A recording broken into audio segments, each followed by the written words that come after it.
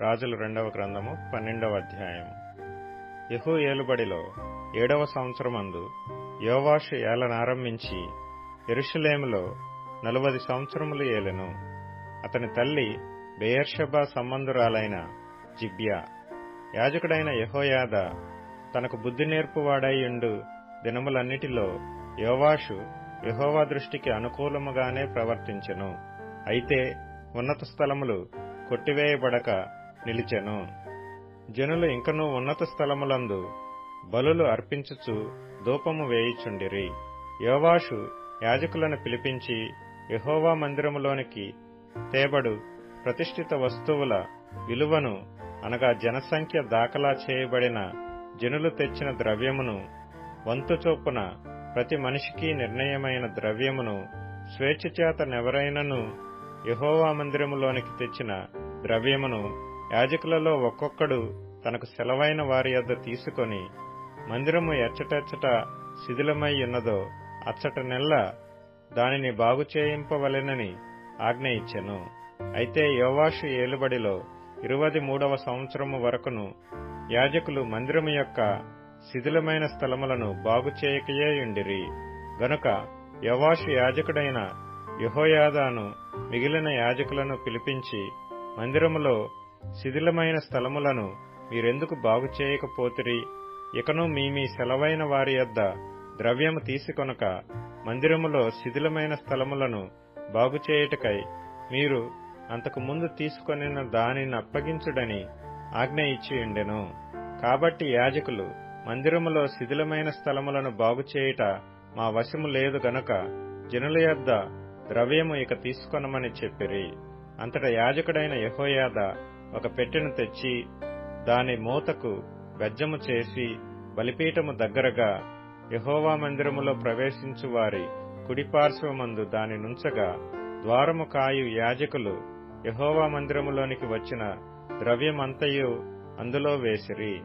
పెట్టెలో ద్రవ్యము విస్తారముగా ఉన్నదని వారు తెలియజేయగా, రాజు యొక్క ప్రధాన మంత్రియును ప్రధాన యాజకుడును వచ్చి యెహోవా మందిరమందు దొరికిన ద్రవ్యము లెక్కచూచి సంచులలో ఉంచిరి. తరువాత వారు ఆ ద్రవ్యమును తూచి యెహోవా మందిరపు కాపరులకు, అనగా పనిచేయించు వారికి అప్పగించిరి. వీరు యెహోవా మందిరమందు పనిచేసిన కంసాలులకును, శిల్పకారులకును, కాసిపని వారికిని, రాతి పని వారికిని యెహోవా మందిరమందు శిథిలమైన స్థలములను బాగు చేయుటకు రాణులనేమి, చెక్కబడిన రాళ్లనేమి కొనుటకును, మందిరము బాగు చేయుటలో అయిన ఖర్చు అంతటికిని ఆ ద్రవ్యము ఇచ్చుచూ వచ్చిరి.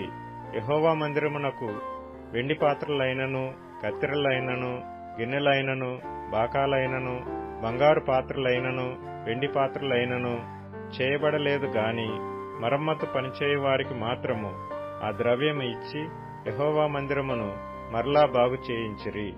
మరియు పనివారికిచ్చుటకై ఆ ద్రవ్యము అప్పగింత పెట్టుకొనిన వారు నమ్మకస్తులని వారి చేత లెక్క అడుగలేదు. అపరాధ పరిహారార్థ బలుల వలనను, పాప పరిహారార్థ బలుల వలనను దొరికిన సొమ్ము యెహోవా మందిరంలోనికి తేబడలేదు, అది యాజకులదాయెను. అంతటా సిరియా రాజైన హజాయేలు గాతు పట్టణము మీదికి పోయి యుద్ధము చేసి దాని పట్టుకొనిన తరువాత అతడు యెరూషలేము మీదికి రాదలచి ఉండగా, యూదారాజైన యోవాషు తన పితరులైన యెహోషాపాతు, యెహోరాము, అహజ్యా అను యూదారాజులు ప్రతిష్ఠించిన వస్తువులన్నిటినీ, తాను ప్రతిష్ఠించిన వస్తువులను యెహోవా మందిరములోను రాజనగరులోనున్న పదార్థములలోను కనబడిన బంగారమంతయు తీసుకుని సిరియా రాజైన హజాయేలునకు పంపగా, అతడు యెరూషలేము వద్ద నుండి తిరిగిపోయెను. యోవాషు చేసిన ఇతర కార్యములను గూర్చియు అతడు చేసిన దానినంతటిని గూర్చియు యూదారాజుల వృత్తాంతముల గ్రంథమందు వ్రాయబడి ఉన్నది. అతని సేవకులు లేచి కుట్ర చేసి సిల్లా అను చోటికి పోవు మార్గమందున్న మిల్లో అను నగరనందు యోవాషును చంపిరి. ఎట్లనగా షిమాతు కుమారుడైన యోజాకారు షోమేరు కుమారుడైన యెహోజాబాదు అను అతని సేవకులను అతని మీద పడగా అతడు మరణమాయెను.